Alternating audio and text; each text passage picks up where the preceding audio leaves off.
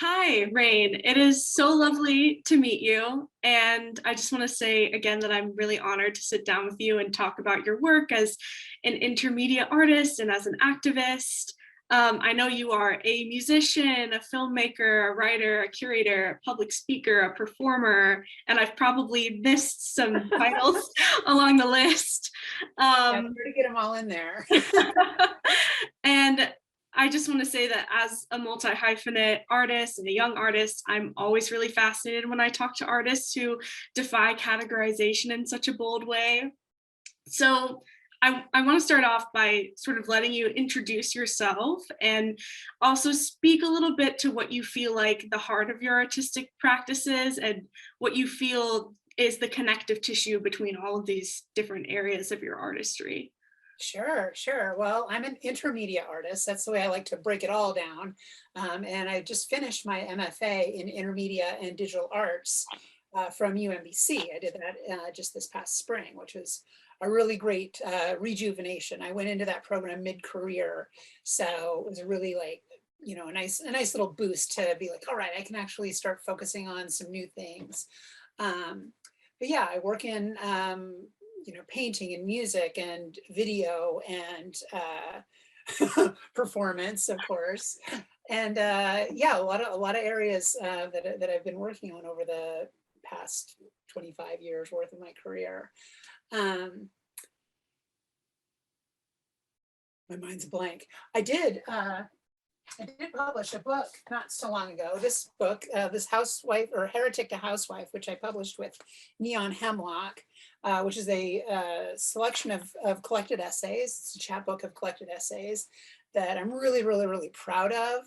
It won the outright DC chapbook, nonfiction chapbook prize in 2019. So if you would like to pick up a copy of that, you can go to neonhemlock.com. And you'll be able to find it there. So I'm working in a lot of different areas all the time. Yeah, I'm interested to hear more about your book, From Heretic to Yeah. Housewife. I know it's a collection of essays, and this might just be me coming from it cold, but are the essays autobiographical? How did you settle, like, what was the impetus for the idea, and how did you settle on this particular format? Well, the essays all just kind of came together from various places. There were things that had been published in local local press and internet-based publishers, but also there's a number of performance monologues that I had performed that are in there as well that had never been actually published before. And when it came time to submit to the chapbook contest, I was like, I think I can cobble together something that traces out kind of an autobiographical arc. It's not an it's not an autobiography specifically, but it kind of ends up functioning like that in a way. And so the essays are, they're all definitely very personal. It takes the title is taken from an essay that I wrote about my mother, who with whom I had a little bit of a contentious relationship. She was religious in a way that I wasn't, and I was trans, and she didn't quite understand that for a long time. And she's passed now, so she's not really here to speak for herself.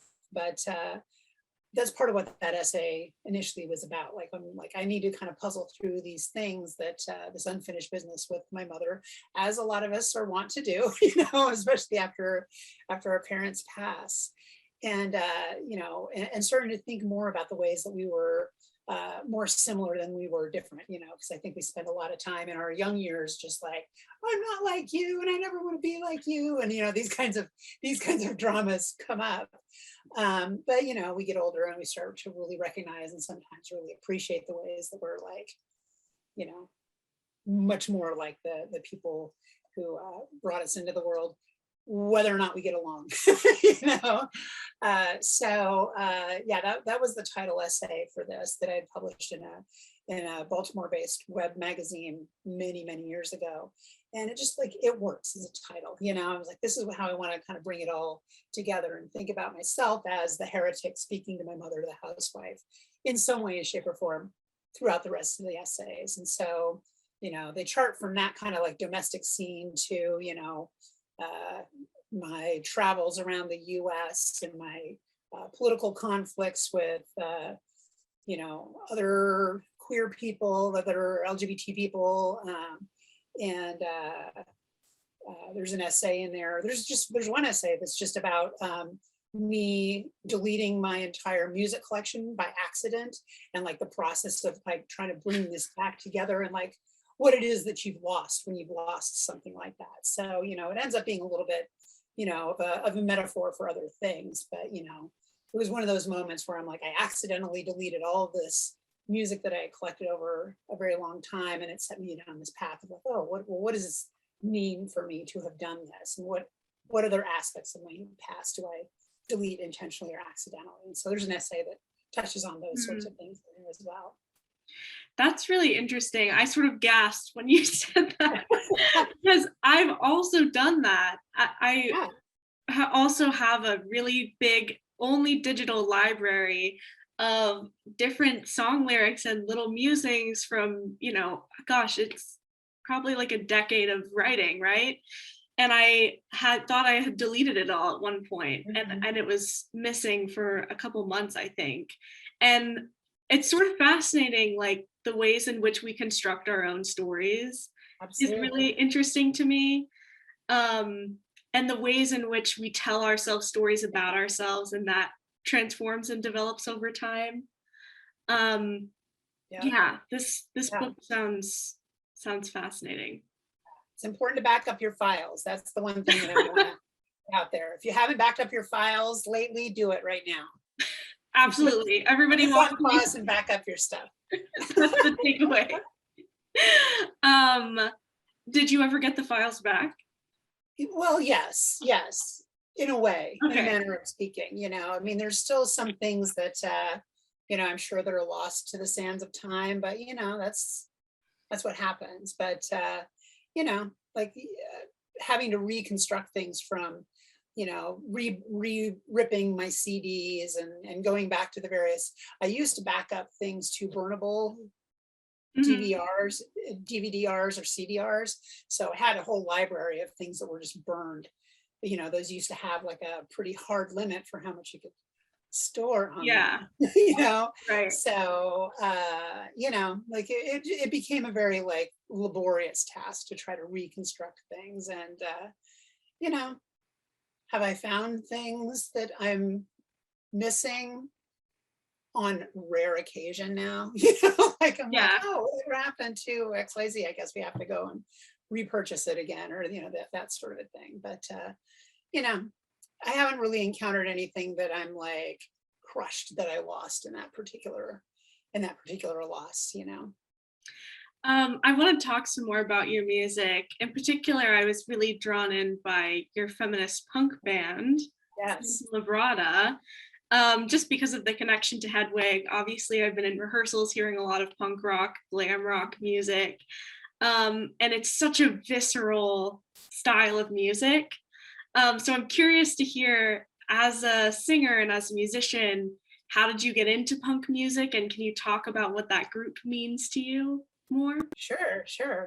I mean, I've always, you know, I've always done music. You know, I when I started writing as a young person, a very young person, I was almost immediately writing lyrics, you know, and it took me a while before I trained myself to play guitar. But, you know, I've always had bands, and I've always tried to start bands, you know, from a very early age. And if you've been out there and you've tried to start a band, you know how challenging that can be, and, you know, maintaining it.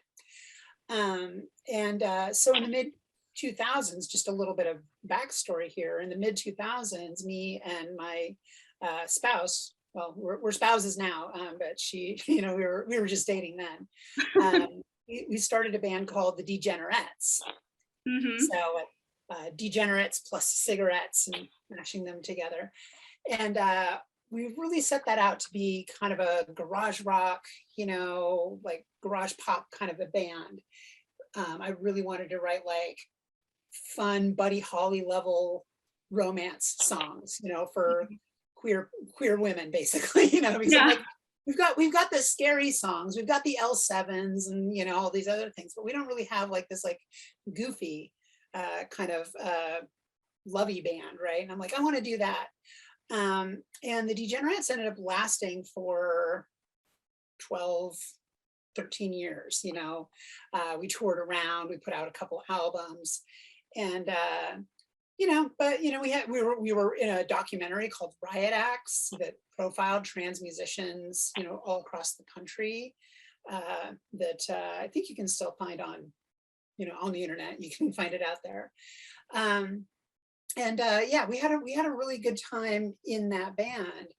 And then you know, as things happen, people move on, you know. So it was, let's find something else to do. And I did a couple of other bands for a little while. I was in a band with my friend Jack Pinder, who's another Baltimore musician. We did a cover band that exclusively played Guided by Voices and Nico Case covers. Amazing. We call that band Guided by Wire. I did a lot of little experiments like that in between. And then one day, the folks that were putting together this band, Santa Labrada, got in contact with me, and they're like, we're looking for a singer, maybe an occasional guitarist. Do you know anybody who's available? And I'm like, well, I'm currently not spoken for. I'm doing solo music, you know, and, you know, which is fine, but, you know, bands always bring another level, you know, to the stage. And I was like, well, why don't I see, you know, I'll come down and see. And of course it gelled. At the time, I didn't know the name of the band. I just was like, let's see how this works. It seemed to be gelling. It was working out. We started writing almost immediately that first practice. You know, we worked on a song in that very first practice, which we still perform today. Wow. So like years later. And you know, when it was all done, I was like, okay, well, I think this might be working out. Let's you know, let's do another practice another time. And I said, oh, by the way, what's the band called? And they came back with Santa Labrada, Santa Librada. And I'm like, oh, what's that? And they're like, oh, look it up. You know, she's a decanonized saint. So you go out and you look up Santa Labrada, you end up finding the story of Vilgefortis, who what was her original name. She was a Germanic woman who was in an arranged marriage, and she didn't want to be in an arranged marriage. So she prayed that she wouldn't have to go off and be married to this weird creep. And overnight, she grew a very long, full beard. And so here comes the weird creep to get married. And he's like, oh, I'm not marrying that. So the marriage is off. And her father was so beset with himself or by this situation, so upset by this, that he crucifies her. Oh my God. Yeah, a little overkill. Yeah. And so, you know, so yeah, she's dead. And you know, he becomes a saint, you know, because a miracle happened to her, right? Yeah. But turns out, you know, as time went on, so she was a saint for a long time, and her name is like moved from culture to culture, you know. In so one of my bandmates was in the Peace Corps in Panama for a couple of years, and that's where she came across the name Santa Labrada. And so she's known by many names depending on like where you are, you know, in the world. Yeah. But in 1969, she was decanonized. So she's no longer a saint officially. And So, why did they decanonize her? I don't know, not miraculous enough. You know, I don't know.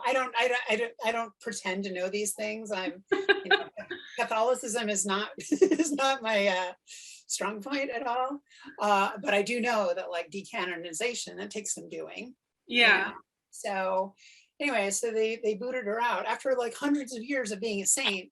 Suddenly she's not a saint anymore. And sort of like, well, she's been done dirty a couple of times. the least we can do is start a band after her. And you know, and like there's some interesting, like, you know, gender stuff in there. Obviously, this woman growing a beard to avoid being married is, you know, that it's a very base queer story, right?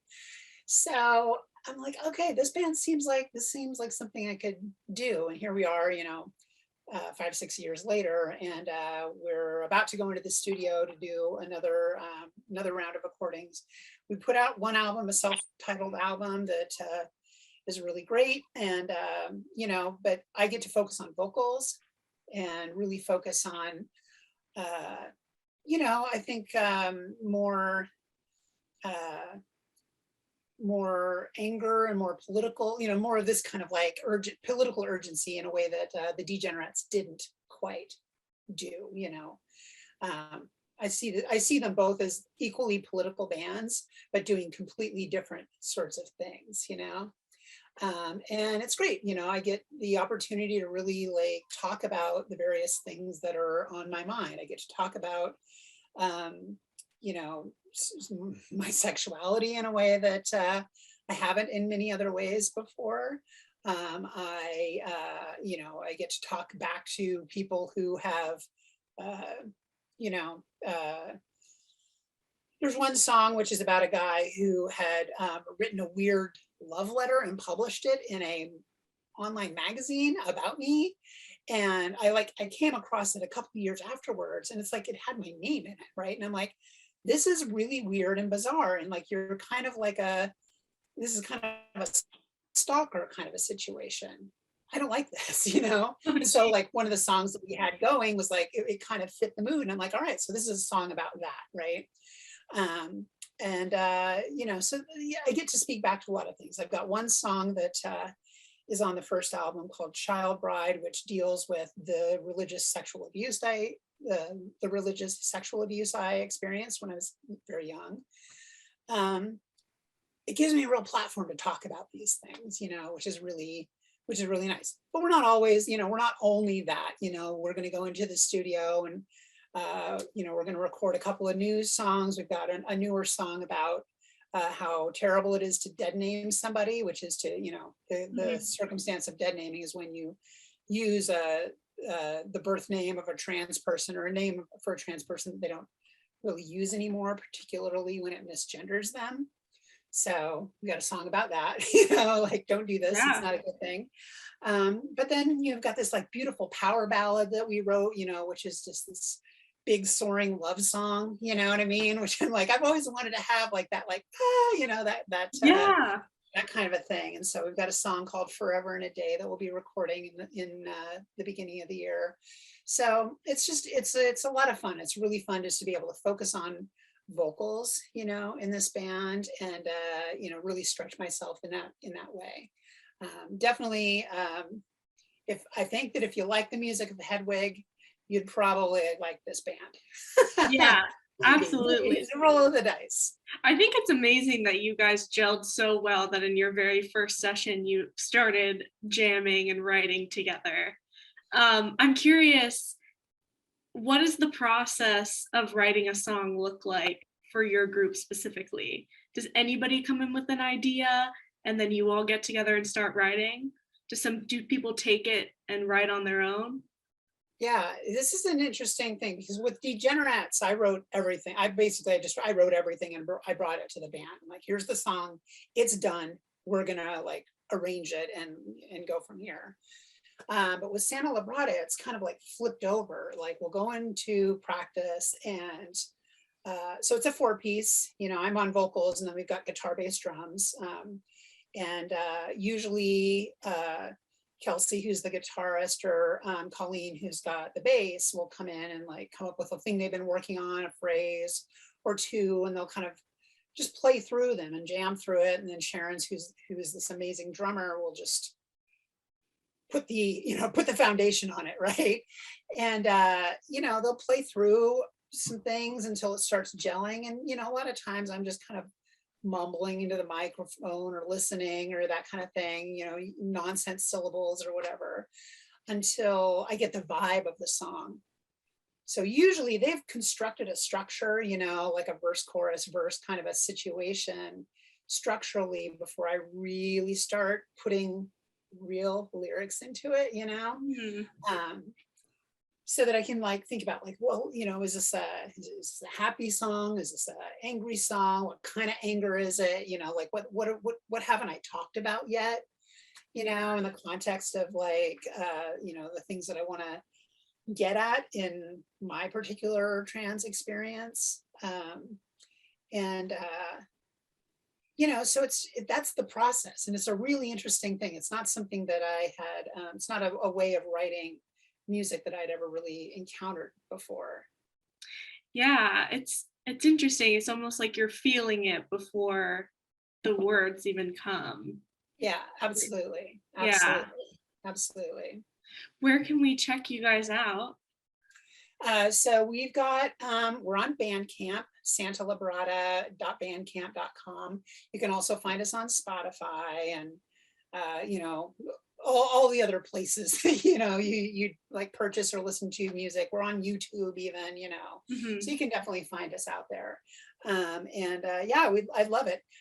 You know, we've got this funny circumstance where the Degenerates, something happened in the last couple of years on Spotify where we've just been like getting added and added to playlists, like a couple of the Degenerate songs.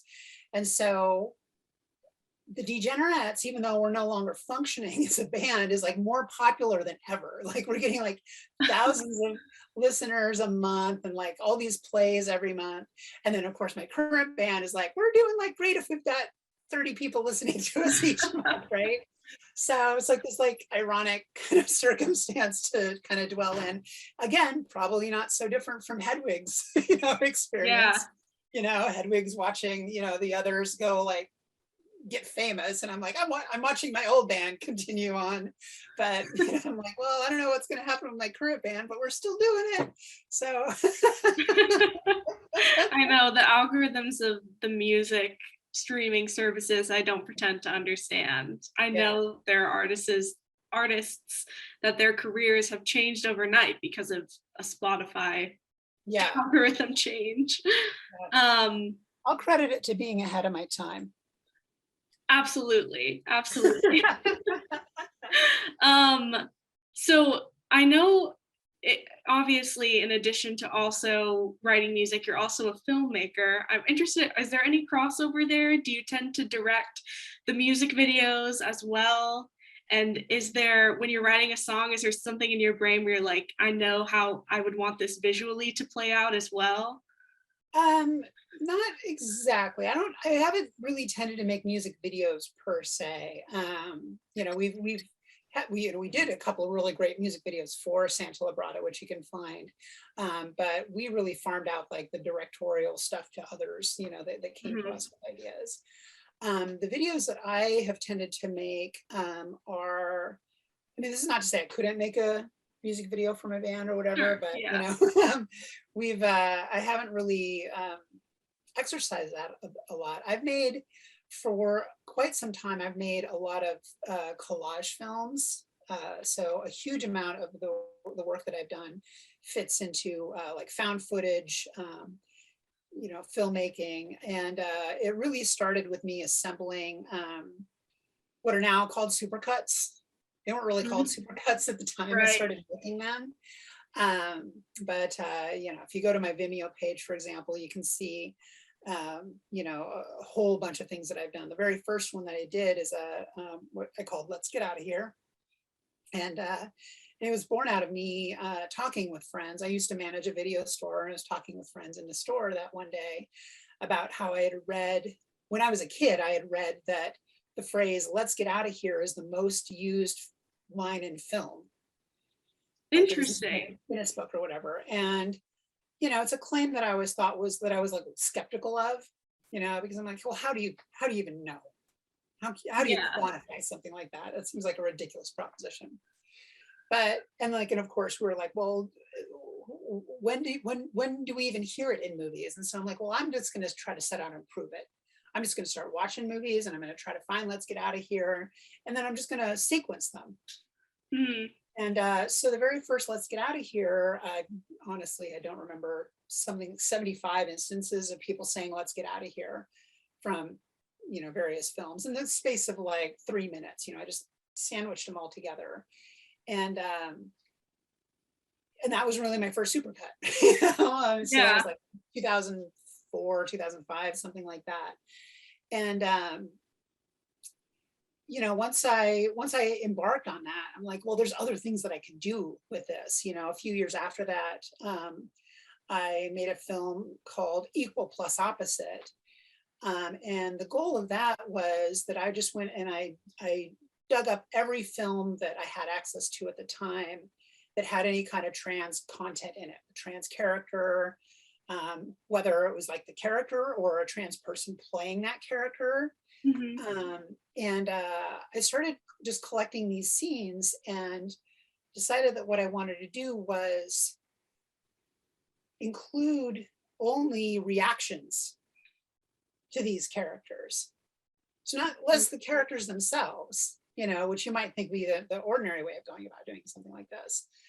But I want to take away the reactions, because that is what was more impactful to me. And I thought about the film The Crying Game a lot when I was doing that. And that film, my film Equal Plus Opposite opens with a scene from The Crying Game.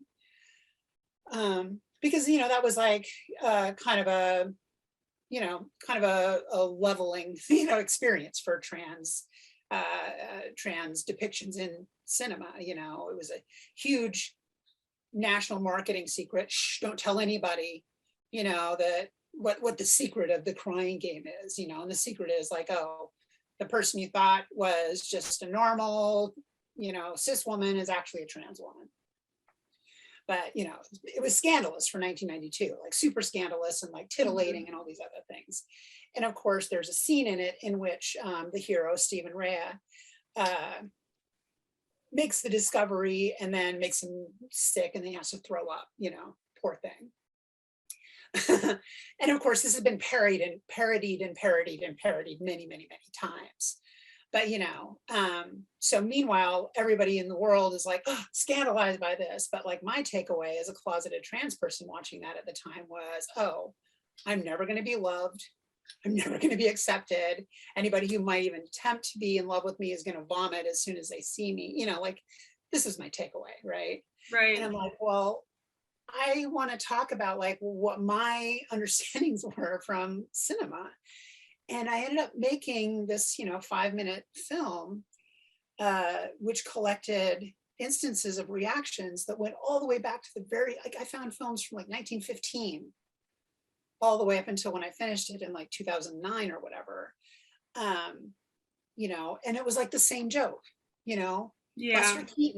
Buster Keaton is just as like, as, Jim Carrey is at the end of the 20th century, like, like I don't want to be around that, And so I'm like, wow, this is so instructive, because here's 100 years of the same joke, Yeah. and the same discomfort and the same violence. And these kinds of things were like, well, let's just put it all together and make it so that you can just see them all in a row, You can hear all the jokes, you can hear all the discomfort, you can watch the violence and just like compact it into 5 minutes.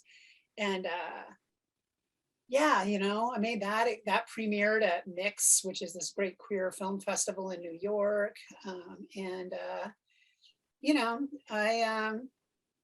That's the thing that I love to do. I'm a collage artist in many ways. Like I think of myself as a collage artist in almost all of my practices, and even in my songwriting. These kinds of things are very much a part of it. That technique is very much a part of it. And I like bringing together these pieces and reassembling them into a way that tells a story that I'm interested in telling. Yeah. I saw Equal Plus Opposite. I watched the copy of it, and I think what is resonating with me about your work, and I think you just said it so beautifully, is that you have this collection of objects and things, and the way that you rearrange them and put them next to each other, which now I'm thinking about your book, and I'm thinking about, the way in which you reconstructed your lost music and the ways in which you collaborate. There's something really instructive about looking at the world in that way, because of course it's such a unique perspective. I could look at the same collection of objects and put them in a different order and we could see something else. I'm sure you've seen or heard of the film Disclosure. Oh yeah. Which, for those of you who don't know, who are watching, is this really amazing film, which I think is still streaming on Netflix, that sort of charts the history of trans representation in film. But what I loved about Equal Plus Opposite is that it's so much less linear than Disclosure, and it is just the reactions. It's not, you're not watching these depictions of the characters, you're watching the same joke over and over again and feeling the weight of that amount of time all in one short video. So Yeah, I really enjoyed it. Yeah. Disclosure is great. I highly recommend it. I think you should watch my movie first because it's shorter. Right. Yeah. But it does a little bit of a difference. I mean, it does a different thing. Disclosure is more of a straightforward talking head sort of a thing. Yeah. And it's got a lot of, it does a lot of the same sorts of things, in very different ways. I think that for somebody who needs a little more like drawn out, explained to them, something more didactic, I think that, Disclosure is great for that. Equal Plus Opposite, you're really still left to draw your own conclusions. Yeah. I try to tell you what that conclusion should be. Right. I mean, it seems a little straightforward, but yeah, exactly. It's not as linear as Disclosure, where it's sort of from beginning to now. Yeah. I want to ask a fun question. Sure. This is sort of my favorite question to ask artists, and you can interpret this however you want, but if you had, let's say, money and resources are not an object, do you have a dream artistic project that if someone would say, yes, we'll greenlit it, we'll give you all the money and resources in the world, is Absolutely. there a dream project for you? Yeah, I've been actually, trying to kick up funding for this. I really want to do I want to do a collage film memoir film sort of.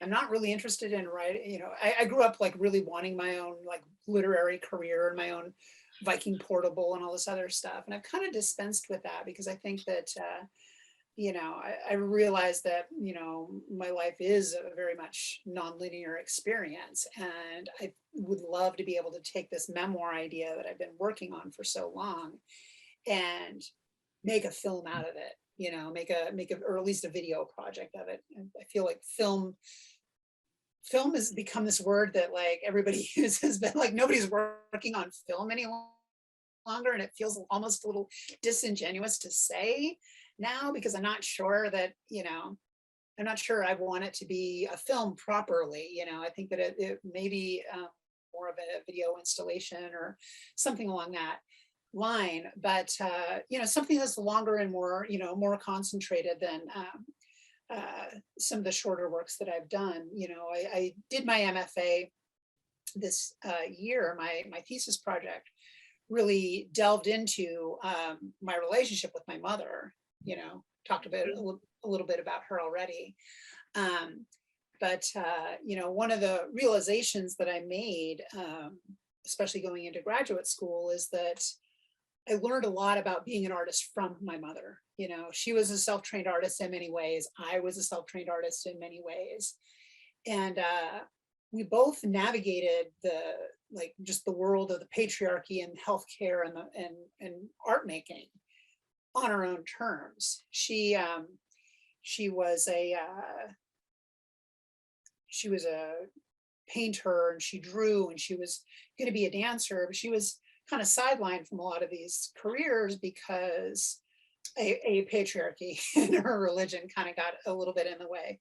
But also, you know, she had polio when she was young, and then she had scoliosis, and then she had some surgeries to try to like mitigate the damage that scoliosis was causing her. And then ultimately she had multiple sclerosis. And so like she like had a lifetime of really struggling and dealing with the medical industry.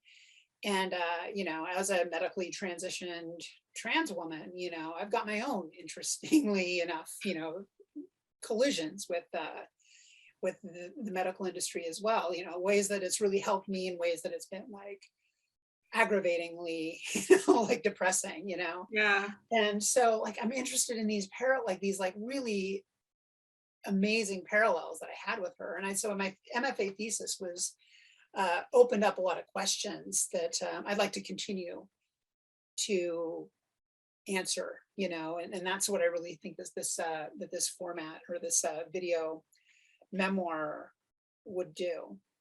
So if you're out there and you've got, you know, $60,000, $100,000 you want to just drop on me, it would be a great way to spend the next year.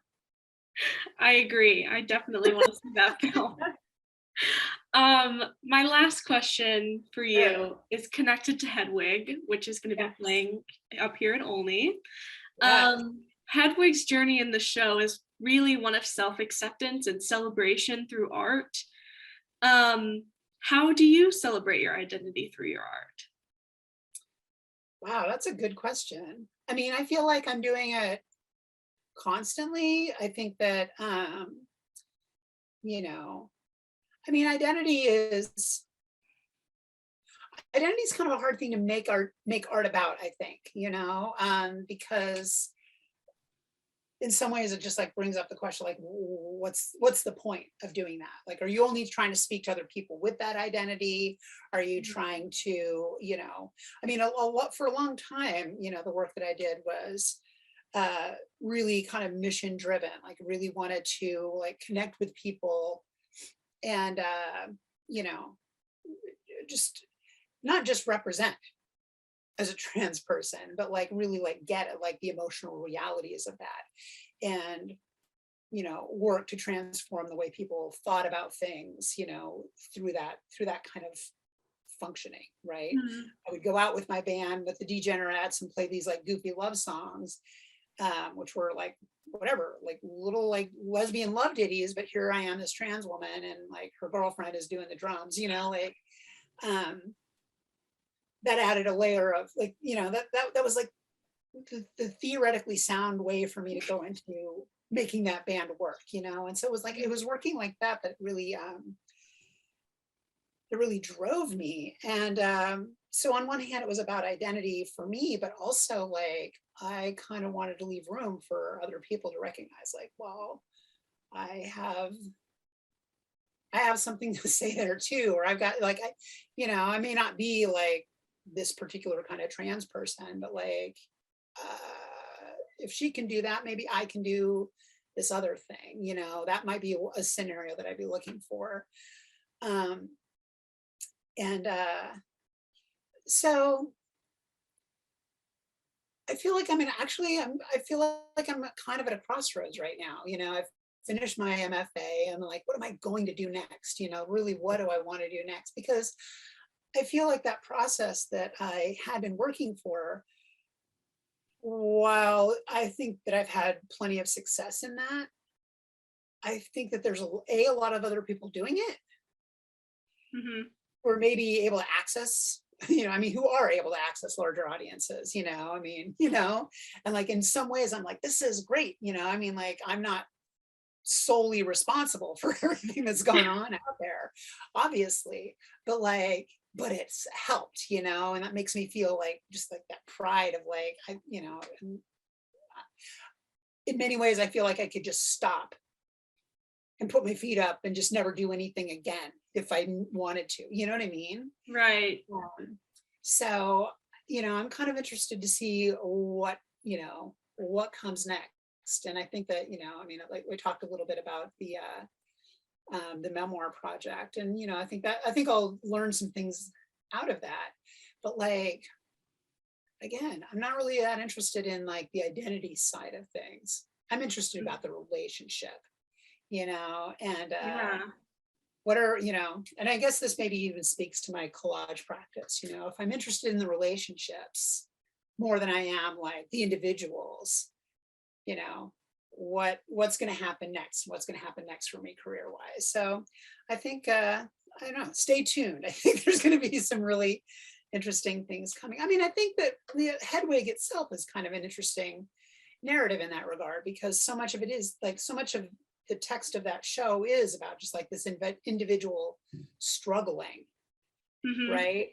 But as it kind of bears out, then it becomes like, oh, you know, like I've actually got this other relationship, you know, I've got this other member of my band who's actually been like kind of in the shadows this whole time and is now able to like move into their like full identity and their full Mhm. power and their glory, you know, and like, you know, if I'm like resentful, mad Hedwig, I'd just be like, scene stealer, you know. But like if I'm like proud like a mother Hedwig, it can be like, look, we're all doing this, you know, and like not everybody has to be trans in the same way or queer in the same way, lesbian in the same way, gay, like, you know, we can bring all of ourselves to the table and do things in a different, you know, in different sorts of ways, but we're still related. We can still have dialogue, you know, Yeah. and you know, so I think that's where my head is at thematically, how that's going to manifest. I'll be really interested in seeing. I'm going to be doing a lot more music this year. I'm going to be doing a lot more writing, and you know, so if you want to check me out, like follow me on the socials, find me on the website, you know, keep up. Absolutely. Thank you so much for taking the time to chat with me. I Yeah, really this has been appreciate a lot it. of fun. Yeah.